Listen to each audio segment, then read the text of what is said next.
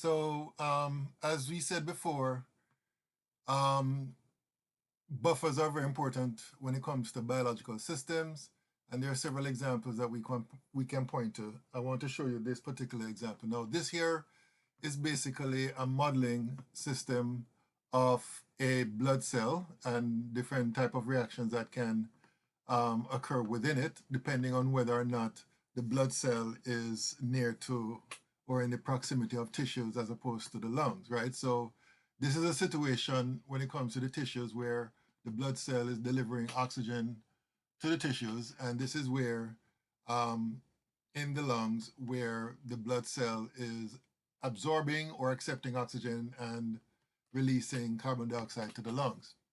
Okay, so let's look at this part right here. Now, the buffer that will be important in this particular case is the bicarbonate hydrogen carbonate, or I should say carbonic acid buffer, right?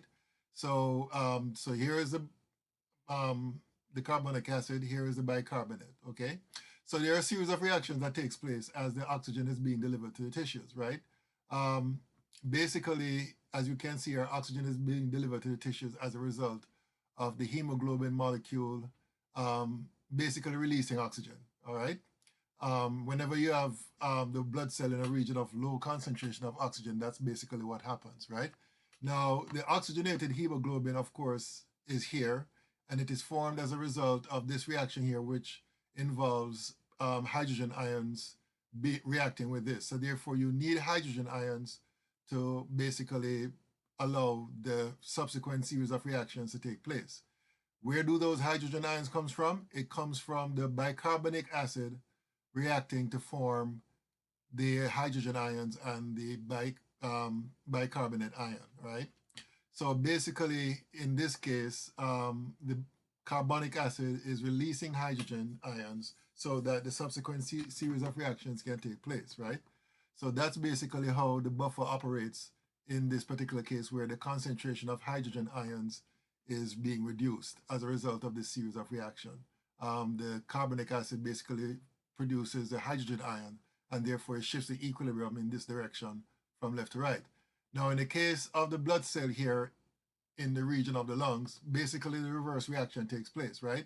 The oxygen will cling to the hemoglobin, which itself will release a proton, and therefore, in order for the system to reduce the acidity of the cell environment, the red blood cell environment, then the reverse reaction will take place. In other words, equilibrium here for the buffer will shift to the left. So therefore, what happens in that case is that the bicarbonate ion will basically react with any excess hydrogen ions present to form carbonic acid, and the carbonic acid will spontaneously form carbon dioxide, which is released to the lungs. All right, so that's basically one example, just one example of how buffers work in order to sustain life in biological systems. All right, so with that out of the way, let's talk about titration. So what is titration? So basically, titration is an analytical tool that is used to determine the concentration of a solution using another solution of known concentration. So basically what happens is that you're adding one solution to another. One of the solutions you know the concentration of, the other solution you don't know what it is, and basically based on the amount of the solution that is added to the other one, you can do some calculations to determine the concentration of the unknown solution. Some terms that you need to be aware of: the equivalence point. That is a point where you add just enough of one reactant to consume the other reactant, all right? And also, very important, when it comes to titration, very often we have to add a substance in order to basically identify that point. That substance is typically colored. It's called an indicator, and the indicator will change at a point or color where the equivalence point is occurring, all right? So the choice of indicator is actually very important. You have to make sure you choose the right indicator so that it changes color at the point where the reaction is complete. So this is basically a picture showing you some of the things that are used when it comes to titration. The main thing, and unfortunately it doesn't give a full view of this cylindrical glass ware here. It's called a burette. You have your Erlenmeyer flask or conical flask, which contains your solution. If I'm not mistaken, the solution here is acidic. So this could be hydrochloric acid. Here you're going to have your base. You're going to have your indicator. And when it comes to the indicators, you don't need to add much. No more than 2 drops would be needed. And then what you do is do your titration by adding your base slowly until you get a color change. Now, in this particular case, the indicator, I think, I can't see it here, but I think it's phenolphthalein. Phenolphthalein is an indicator which is colorless in acid, but it takes on a pink color when it's basic. So therefore, when you see the color change from colorless to basic, then you know that you have reached the equivalence point, all right? And then you can do your calculations based on that. All right, so we're going to do some calculations to show you how this is done. But before we get to that, I want to show you this graph here.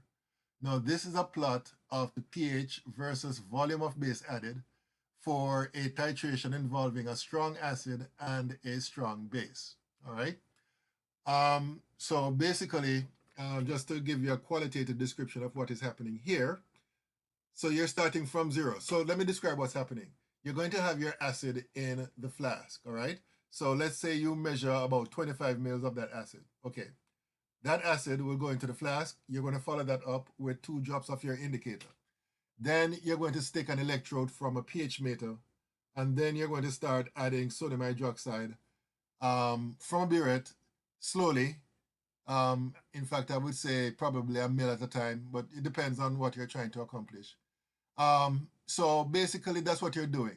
And as you're adding your sodium hydroxide, which is represented by the x-axis right here, the pH will change, represented by the y-axis right here.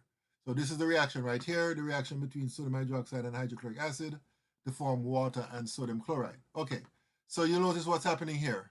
As you add your base, the pH increases gradually, right? But the pH is still below 7, so therefore you know that your solution is still acidic, even though you're adding base to it. It's just becoming less acidic. And then you see the pH rapidly increasing at this point, and then there's a big jump until you get to here, where the pH is about 11 point something, or maybe just 11. And then you see the pH increases gradually after that, okay? Now, the midpoint of this jump here would be the equivalence point, right? That's a point where you add just enough of the base to consume all the acid that is present in the Erlenmeyer flask, all right? So this is what we call a pH curve for a strong acid, strong base titration, all right? And this is basically the data that is collected, right? Volume of sodium hydroxide versus pH, and then it's plotted, as you can see here, and you end up with this pH curve, S-looking kind of curve, all right? So that's what's happened in the case of a strong acid, strong base titration. In the case of a weak acid, weak base titration, things are not as clear-cut because firstly, to begin with, well, before I even move on to what I was about to say. So the example we're using here is acetic acid versus sodium hydroxide, and you see the products here, the salt and water, all right? Now, here's the thing. Acetic acid is a weak acid. So if the molarity is 1.0, that doesn't mean that the pH is going to be 1, right? Or I should say, if the molarity is 0.10, that doesn't mean that the pH is going to be 1. The pH is going to be higher than 1 because the acid is weaker. There's less acid or less protons present in the weak acid for the same concentration as a strong acid, and therefore the pH will be higher. So you'll notice that the pH starts here at 3 as opposed to 1, right? Or I should say 2.87 to be more accurate. So as you add your base, you see that the pH does not change much, right? And there's a reason for that. The reason for that is the sodium hydroxide is converting the acetic acid to sodium acetate. And if you have a mixture of the sodium salt of the weak acid and the acid itself, we have a buffer. So basically along this line here, we have buffer solutions, right? Until when you add enough base to consume all the acid, you have the equivalence point here. And you'll notice that the equivalence point here is above 7, right? So what that tells me is that the only thing that you have present at the equivalence point would be the acetate ion, which is the salt of a weak acid, which means that the pH of that solution will be basic or will be above 7, all right? And then when you continue to add your sodium hydroxide, you see that the pH starts to increase Of course, that's because the sodium hydroxide now would be the component in the mixture that would be responsible for the pH being above 7 after that equivalence point. All right. So please notice the difference in shapes between the two curves for the weak acid, strong base titration, which we have here, and the strong acid, strong base titration, right? In the case of the strong acid, strong base titration, you have a huge jump um, at the equivalence point where the pH is 7. In the case of a weak acid, strong base titration, the pH at the equivalence point will be above 7, in this case, close to 9, according to this 8.72, all right? So basically, that's the difference between the weak base, or I should say the weak acid, strong base. And based on this, you should be able to figure out what would happen in the case of a weak acid, or I should say weak base, strong acid, and weak base, weak acid, all right, which I won't get into. Well, here is the titration curve for the strong acid, weak base. So you see in this case here, what they have decided to do is to have the base to begin with. Its pH is going to be high, and you see that as you add the acid, the pH starts to the equivalence point. There's a big jump here, and you'll notice that the pH at the equivalence point now would be above 7, right? That's because it's a strong acid weak base titration, which means that at the equivalence point, what you're going to have is ammonium chloride, which is the salt of a weak base, which means that the pH is going to be below 7. And then after that, you continue to add acid, and you see that the pH falls, all right? So that's what happens in that case, in the case of a strong acid weak base titration. Okay, let me see here. Okay, so what I'm going to do is stop here.